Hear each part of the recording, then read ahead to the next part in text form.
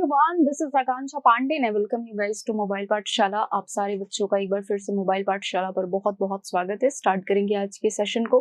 फटाफट से आप सारे बच्चे आ जाइए, वीडियो को मैक्सिमम शेयर कर दीजिए अपने ग्रुप्स में जहां कहीं भी आप लोग एक्टिव हैं सोशल मीडिया पे, और फटाफट से स्टार्ट करते हैं आज के सेशन को गाइस। और हम कर रहे हैं यहाँ पर सीजल मेंस के लिए मोस्ट एक्सपेक्टेड क्वेश्चंस। सो आइए स्टार्ट करते हैं, ठीक है। फर्स्ट क्वेश्चन है हमारा परसिस्ट। तो परसिस्ट का आपको बताना है एंटोनिम क्या होगा, रिमेन, कंटिन्यू, इंसिस्ट या फिर सीज। परसिस्ट का एंटोनिम गाइस क्या होगा? परसिस्ट यानी कि जो लगातार होता है, जो हर वक्त रहता है, उसे परसिस्ट कहते हैं, ठीक है। इसका नाउन क्या है? नाउन है परसिस्टेंस, ठीक है। तो रिमेन इसका सिनोनिम है, रिमेन, प्रिवेल, प्रिवेल, प्रिवेल क्या होता है? जो प्रचलित हो, प्रिवेल हो, ठीक है। एंड मेंटेन, मेंटेन तो मतलब जो लगातार है वो परसिस्ट उसे हम कहते हैं। इसका antonym guys remain, continue, insist होता है रिक्वेस्ट करना, ये भी आंसर नहीं है। सीज की मीनिंग क्या होती है? स्टॉप। तो यहां आंसर हो जाएगा डी ऑप्शन। सीज की मीनिंग क्या होती है? स्टॉप, है ना। Discontinue, halt, halt, discontinue, discontinue.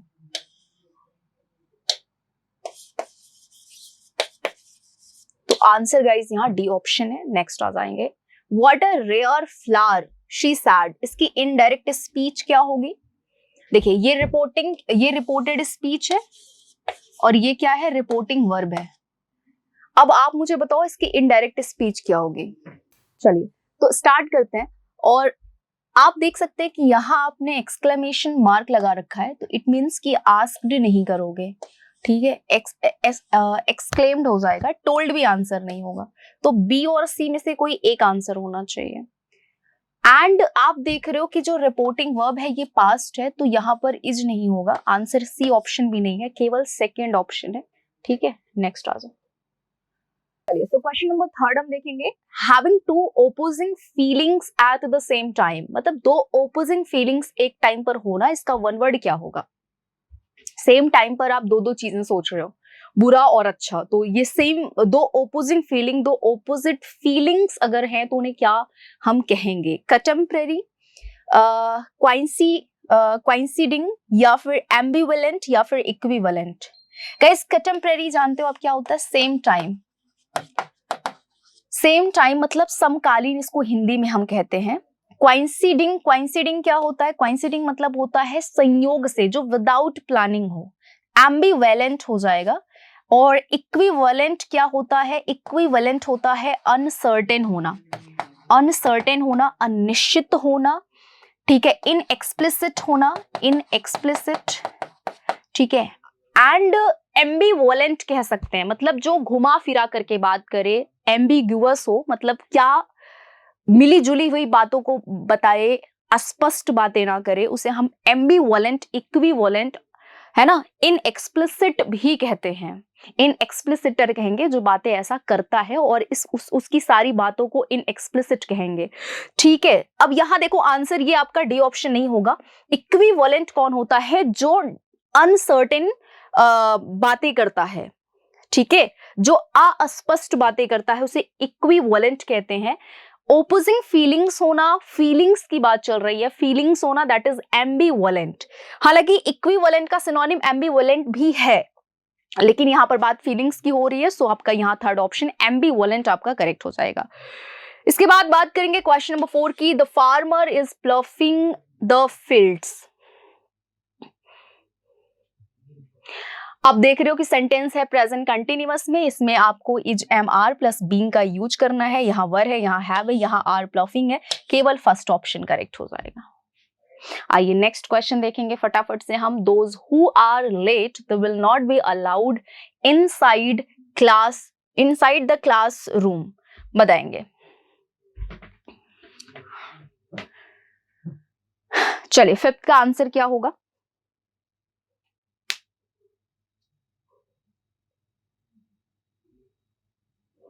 Those who are late, वो जो लेट है उन्हें उन्हें उन्हें अलाउ नहीं किया जाएगा, will not be allowed to enter the classroom, है ना, टू एंटर द, इनसाइड नहीं होगा, टू एंटर द क्लासरूम होगा, तो सी ऑप्शन गाइज यहां करेक्ट हो जाएगा, है ना, to enter the classroom, to enter the classroom, C option correct है। Next question number 6, we came back because we had run out of money, we came back because we had ran out of money, यहां आपको बताना है question number 6 का answer क्या होगा, बताइए।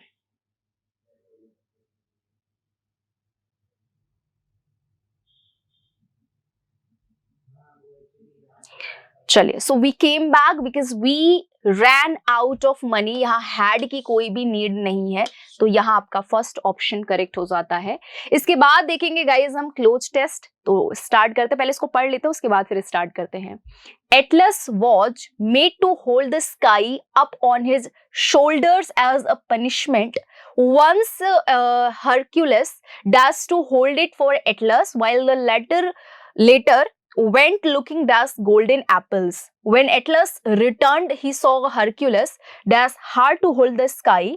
The weight of the sky dash Hercules sweat and groan. Now Atlas did not want to dash a job as arduous as that.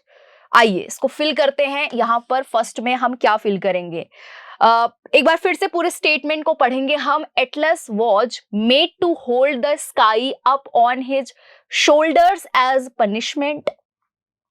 Atlas को ये पनिशमेंट के तौर पे उसको ये कहा गया था कि वो स्काई को होल्ड करेगा, यानी कि पकड़ के रखेगा।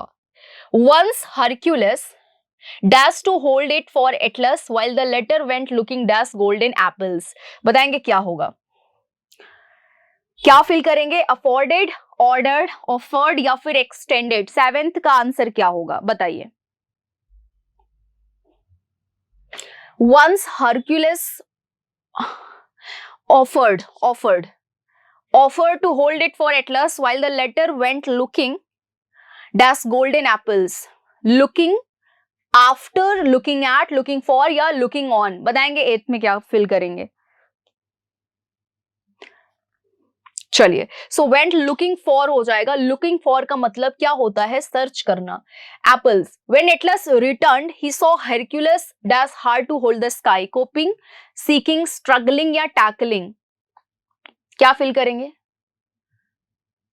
तो हरक्यूलस स्ट्रगलिंग हो जाएगा, यहां सी ऑप्शन है। The weight of the sky dash Hercules sweat and grown.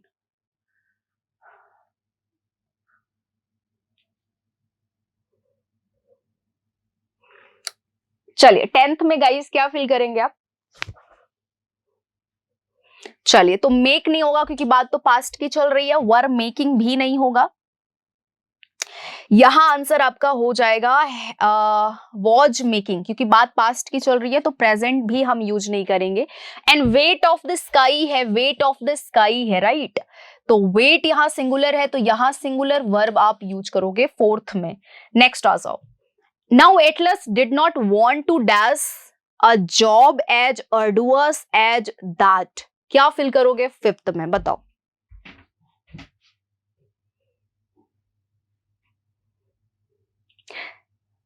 बताइए।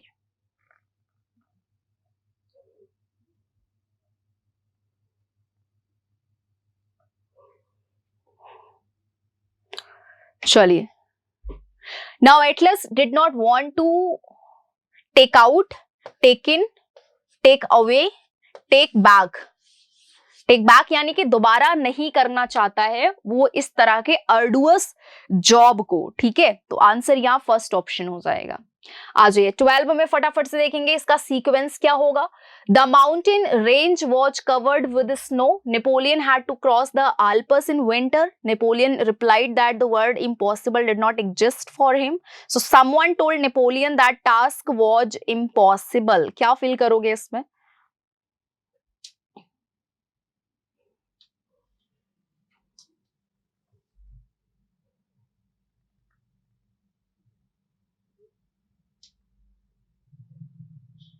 चलिए, तो सबसे पहले देखेंगे आप यहाँ पर सो रिजल्ट बता रहे हैं तो इसको नहीं यूज करेंगे। नेपोलियन को करना क्या है कि उन्होंने रिप्लाई किया। सेकेंड ऑप्शन देखो बी, यहाँ बी फिल करोगे। Napoleon had to cross the Alps in winter, ठीक है, आल्पस इन विंटर।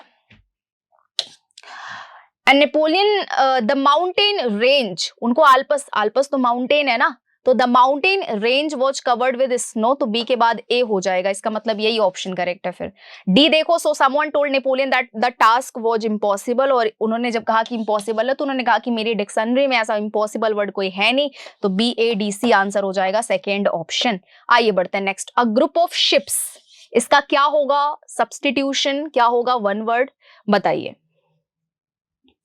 क्या होगा वन वर्ड। फ्लीट, कॉलोनी, सॉम या फिर स्क्वाड, बताएंगे गाइस क्या होगा। चलिए, तो जहाजों के जो बेड़े होते हैं ना, ग्रुप ऑफ शिप्स को हम बोलते हैं फ्लीट। स्क्वाड होता है साथ में काम करने वाले लोगों के समूह को स्क्वाड बोलते हैं। स्वॉर्म क्या होता है, स्वॉर्म होता है अ ग्रुप ऑफ पीपल, लोगों का जो ग्रुप होता है, लोगों की जो भीड़ होती है, ग्रुप ऑफ पीपल, है ना। या हम इंसेक्ट के ग्रुप को भी सॉम कहते हैं, इंसेक्ट्स के ग्रुप को, लोगों के ग्रुप को सॉम कहते हैं। और कॉलोनी क्या होता है, एंट्स के ग्रुप को, यानी कि चींटियों के झुंड को हम कॉलोनी कहते हैं। एक बार फिर से मेरी बात को सुन लेना कि फ्लीट होता है ग्रुप ऑफ शिप्स, कॉलोनी होता है ग्रुप ऑफ एंट्स, एंड सॉम क्या होता है group of people and group of insects, and squad होता है ग्रुप ऑफ वर्किंग पीपल। तो साथ में काम करने वाले लोगों के ग्रुप्स को स्क्वाड कहते हैं। She dash how the magician had performed the rope trick, she does, बताएंगे गाइस क्या फिल करना है 14th में, 14th में क्या होगा।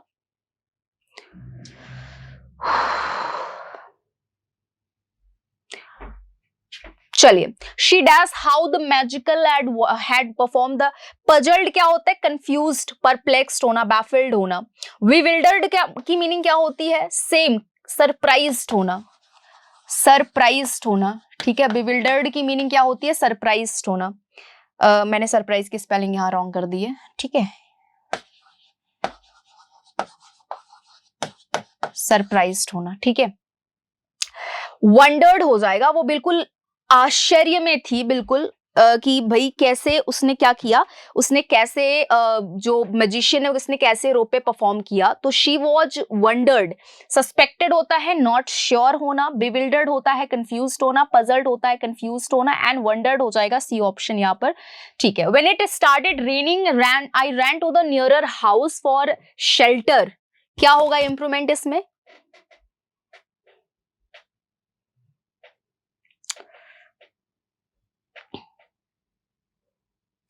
चलिए। तो आप देख रहे हैं कि कोई कंपैरिजन तो यहां चल नहीं रहा है कि आपने नियरर यूज किया है, तो नियरर यहां नहीं होगा, ठीक है।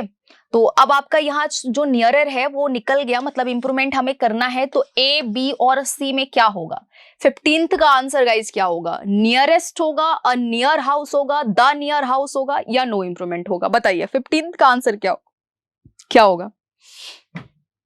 तो वहां जो सबसे नजदीक घर था वो वहां पर गई, इट मींस कि यहां पर हम आ नियर हाउस नहीं करेंगे, फर्स्ट ऑप्शन हो जाएगा the nearest house. Glee, Glee means क्या होता है, ग्ली मींस होता है फन, ग्ली मींस होता है प्लेजर, प्लेजर, खुशी, हैप्पीनेस, हैप्पीनेस, है ना। इलेशन, इलेशन यानी कि खुशी, एक्सल्ट, ठीक है, एक्सल्ट,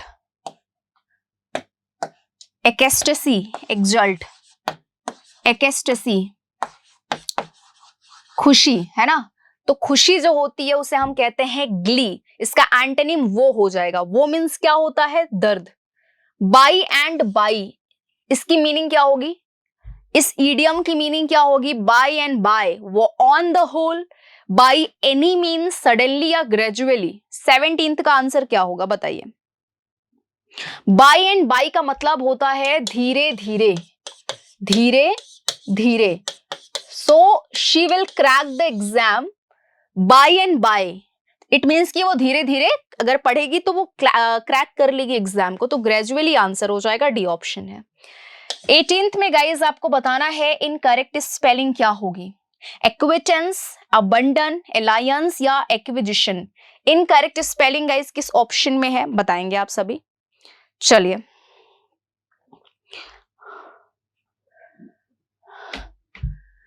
सो एक्विटेंस का मतलब होता है जान पहचान, तो इसकी स्पेलिंग होती है ACQUAITANCE, एक्विटेंस। ठीक है, तो अच्छा एक चीज यहाँ एन इंसर्ट कर लेना, एक सेकंड में फिर से लिख देती हूँ इसको मैं फिर से लिख देती हूँ ACQUAITANCE, है ना, जान पहचान। बाकी सब यहाँ करेक्ट है, यहाँ रॉन्ग था आपका first option.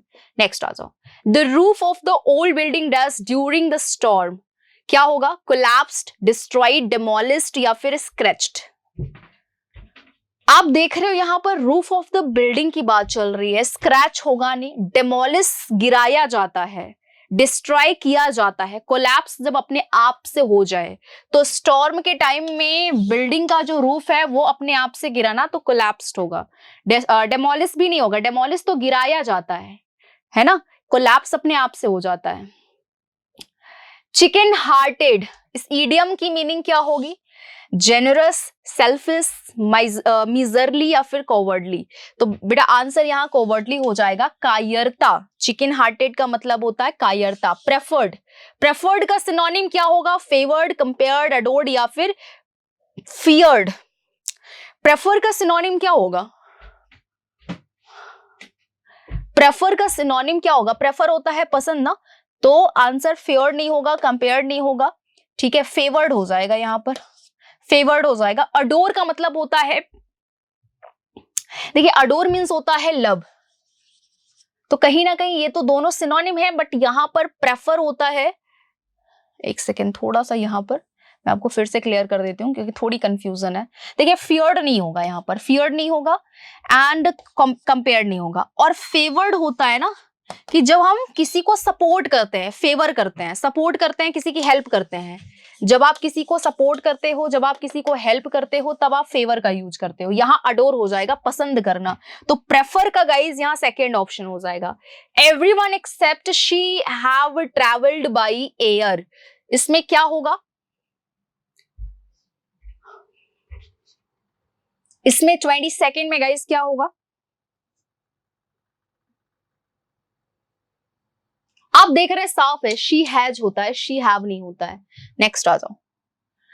Grief, seize, piece या फियर्स, रॉन्ग स्पेलिंग क्या है 23 में गाइस, रॉन्ग स्पेलिंग क्या है, सीज की स्पेलिंग है SEIZE, सीज होता है, तो सेकेंड ऑप्शन गाइज यहाँ करेक्ट हो जाएगा, बाकी सब सही है। नेक्स्ट आ जाओ। 24 में गाइज क्या होगा हमारा, यहाँ पर क्या होगा सीक्वेंस बताओ। Much of this war had taken place along the western front, both sides had dug in deep and each lost many men over little ground. This front was a little of trenches across while the two sides faced each other. And the Maginot had fought a war with the French against the Germans. Answer क्या होगा 24th का बताइए। Much of this war हटा दो, both sides, हमें कैसे पता चलेगा किस साइड की बात हो रही है, पहले तो पता चल जाए बात किसकी कर रहे हैं। This front was a line of trenches across, ये भी नहीं होगा। एंडर मैग्नॉट, देखो ये नाउन है, इसी से सेंटेंस की स्टार्टिंग करोगे, तो डी से हमने सेंटेंस को शुरू कर लिया है, डी। और यहाँ कह रहा है कि Andre Maginot had fought a war with the French against the Germans and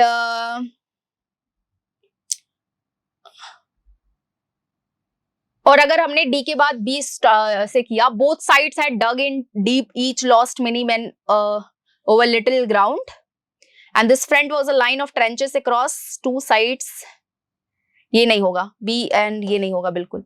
तो देखो डी के बाद ए करोगे, much of this war had taken place along the western front end both sides, sorry and this front, देखो front को repeat कर रहा है ना, ये देखो यहाँ पर ए और सी साथ में होंगे, ए और सी साथ में केवल इसी ऑप्शन में है, और लास्ट में बी हो जाएगा आपका, both sides are dug into. और ये कॉन्सिक्वेंस क्या होता है कि बहुत सारे लोगों की जाने जाती हैं उसमें, है ना, both sides are dug in deep and each lost many men over little ground. Okay जी, तो आंसर यहाँ फर्स्ट ऑप्शन है ओवेशन। ये लास्ट क्वेश्चन है और इसका आंसर आप सभी मुझे कमेंट सेक्शन में बताएंगे। आज के लिए बस इतना ही, मिलते हैं आप लोगों से कल। Thank you so much, bye bye, take care. Video को बहुत सारा शेयर करें, लाइक करें, कमेंट करके जरूर बताएं कि आपको ये सेशन कैसा लगा। Thank you.